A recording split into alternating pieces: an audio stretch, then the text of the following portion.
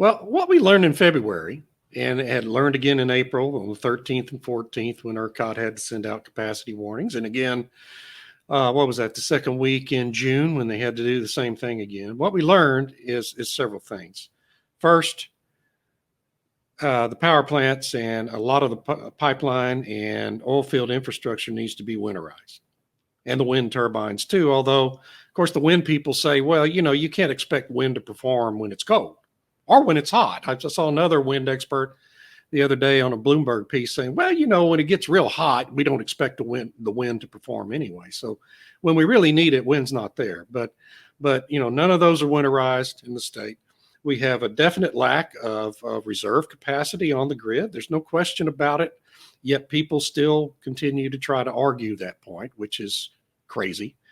And ERCOT constantly, their computer models consistently, they're like climate change models, which consistently overestimate the temperature rise. ERCOT's computer models consistently overestimate how much they can expect to get out of wind power on any given day.